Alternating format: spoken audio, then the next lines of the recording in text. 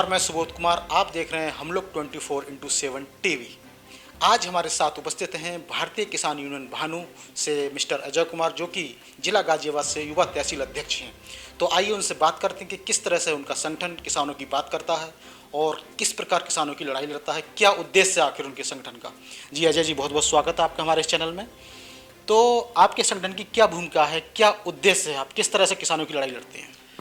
हमारा संगठन भारतीय किसान यूनियन भानु, जो कि श्री ठाकुर भानु प्रताप सिंह जी द्वारा संचालित है। हमारे संगठन का मुख्य कार्य किसानों की लड़ाई लड़ना है। किसानों पे बहुत अत्याचार हुए हैं, शोषण हुआ है, किसानों की दबाया गया है, किसानों की आवाज़ को दबाने का कार्य किया गया है। तो इसके खिलाफ हमारा किसान संगठन लड़ाई लड़ता है और किसानों को जीत दिलाने का कार्य करता है।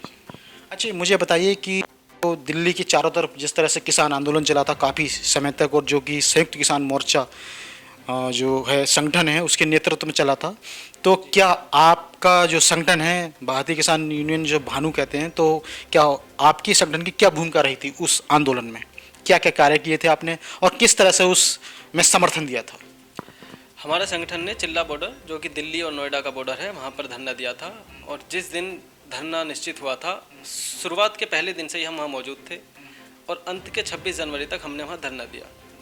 अच्छा, मुझे एक चीज़ बताइए कि आप कह रहे हैं कि हमने मतलब धरना दिया था, समर्थन दिया था, लेकिन मुझे अभी जैसे कि कुछ समय पहले आपका संगठन ने ये आंदोलन वापस लिया था, तो वापस लेने का क्या रीज़न था? क्योंकि आप तो किसानों की लड़ाई लड़ रहे थे, लेकिन आपने बीच रास्ते में ही ये वो साथ छोड़ दिया था, तो क्यों छोड़ा था, क्या कारण था इसका? कारण सर ये रहा, मुख्य कारण कि जो कुछ किसान नेता हैं उन्होंने इसको किसान आंदोलन नहीं, एक राजनीतिक आंदोलन बना दिया। कि जो हमारी विपक्ष पार्टियां हैं सरकार की, उनसे फंडिंग आने लगी। उसकी फंडिंग आने के बाद वो किसान आंदोलन को राजनीतिक आंदोलन बनाने का कार्य किया। और 26 जनवरी, जो कि एक हमारे देश के लिए बड़ा गर्व का दिन है, उस दिन पर लाल किले पर तिरंगे झंडे की जगह दूसरा झंडा फहराया गया और अनेकों पुलिस वालों को, भारतीय सेना को क्षति पहुँचाई गई। इससे देखते हुए, इस चीज़ को देखते हुए हमारे जो राष्ट्रीय अध्यक्ष जी हैं, उन्होंने 26 जनवरी शाम 5 बजे के आसपास लगभग उन्होंने कहा कि मैं ये अपनी लड़ाई यहीं से वापस लेता हूँ। किसान आंदोलन को उन्होंने छोड़ दिया और उन्होंने किसानों की लड़ाई कानूनी रूप से लड़ने की कार्य किया। अच्छा, मुझे ये बताइए, जैसे कि अगर मैं सरकार के कार्यों के बारे में बात करूँ, अगर मैं उत्तर प्रदेश की बात करूँ या फिर केंद्र सरकार की बात करूँ, तो अगर कार्यों के बारे में पूछो तो आपके संगठन की क्या राय है? आप क्या कहना चाहेंगे कार्यों को लेकर, सरकार के कार्यों को लेकर? सरकार 2014 से मोदी सरकार कार्य कर रही है और हम उत्तर प्रदेश से बिलोंग करते हैं, तो उत्तर प्रदेश में योगी सरकार ने पिछली पंचवर्षीय योजना में बहुत अच्छा काम किया है और हमारे संगठन ने समर्थन भी दिया है उन्हें, क्योंकि योगी सरकार की कार्य प्रणाली को देखते हुए, उनकी कार्य नीतियों को देखते हुए हमारे संगठन ने पूर्णतः समर्थन भारतीय जनता पार्टी को दिया है। अच्छा अजय जी, मुझे बताइए कि अभी आपने कुछ अभी बताया था कि हमने हमारा जो आंदोलन वापस लेने का जो उद्देश्य था कि कुछ पार्टियों की फंडिंग आने लगी या फिर कुछ पार्टियों को समर्थन होने लगा, राजनीतिक दलों का। लेकिन अभी जैसे कि अभी आपने बताया था कि हमने जो मौजूदा सरकार है, या फिर मैं पार्टी का नाम लाऊं भारतीय जनता पार्टी, अभी चुनावों में आपका समर्थन रहा आपके संगठन का, तो क्या इसको राजनीति नहीं कहेंगे? ये इसको क्या नाम देंगे, क्या कहेंगे आप इस पर? इसमें मैं ये कहना चाहूँगा कि पिछले 70 सालों से कांग्रेस पार्टी राज कर रही है और कांग्रेस की सरकार में किसान दुखी रहे हैं हमेशा। और जब से मोदी सरकार आई है, मोदी सरकार ने किसानों के हितों के काम किए हैं, किसानों को। और हमारे संगठन का एक मुख्य उद्देश्य रहा है कि जो किसान की बात करेगा वही देश पे राज करेगा। तो राज करने का मतलब हमारा ये नहीं है कि गलत मतलब है, तो इसमें यह है कि जो किसानों के हित के काम करेगा, हमारे किसान संगठन हमेशा उसके साथ है। और योगी सरकार ने हमेशा किसानों के हित के कार्य किए हैं, चाहे वो बिल माफ़ी को लेके हो, चाहे वो गन्ने के रेट बढ़ाने के लेके हो, चाहे वो किसी भी तरह का कार्य हो। योगी सरकार हमेशा किसानों के हितैषी रही है और किसानों के लिए काम करती आई है। अगर मैं शिक्षा के क्षेत्र की बात करूं, शिक्षा के क्षेत्र में योगी सरकार ने काफ़ी अच्छे काम किए हैं, लेकिन पिछले 2 सालों से तो आप जानते ही हैं कि कोरोना का क्या प्रभाव रहा है। इस वजह से सरकार को सारे काम ऑनलाइन करने पड़े, पढ़ाई भी बच्चों की ऑनलाइन हुई, तो थोड़ा सा हाँ नुकसान हुआ है बच्चों का पढ़ाई में, लेकिन सरकार अच्छा कार्य कर रही है। अब दोबारा से स्कूल खुले हैं, दोबारा से पढ़ाई चालू हो गई है, तो बच्चे अब धीरे धीरे सुचारू रूप से कार्य करने लगे। ऐसे लोगों का जैसे अभी जैसे महंगाई को लेकर भी तमाम तंज कसे जाते हैं। अगर मैं दूसरे राजनीतिक दलों की बात करूं या पब्लिक की बात करूं, तो महंगाई को लेकर आप क्या कहना चाहते हैं? महंगाई तो सर, महंगाई के साथ साथ सुविधाएं भी देखनी होंगी पब्लिक को। पहले हमें कहीं से कहीं जाना होता तो बहुत लंबा समय लगता था। अब जैसे हमारे नज़दीक में ही दिल्ली मेरठ एक्सप्रेस वे है, पहले मेरठ पहुंचने में 3-3 घंटे लग जाते थे।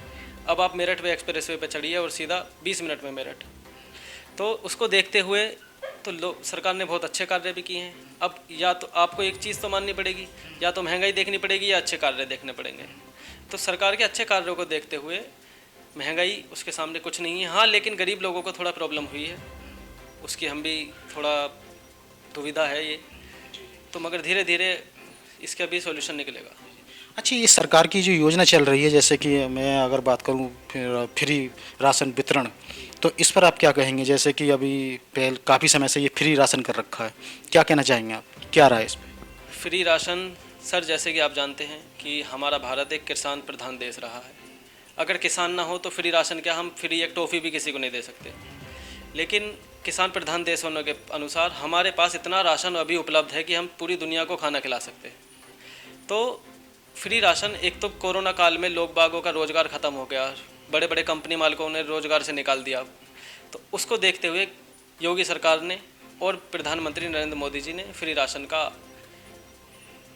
योगदान देने का समझा।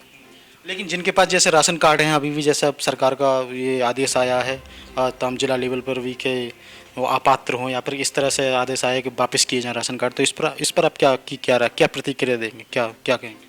सर, बहुत से लोग ऐसे हैं जो राशन कार्ड के पात्र नहीं हैं, जिनकी वार्षिक आय 5 लाख से ऊपर है, खेती की ज़मीन उनके पास बड़े पैमाने पर है, घर में सरकारी नौकरियां हैं, सरकारी नौकरी नहीं है तो रिटायर्ड हो गए हैं, पेंशन ले रहे हैं।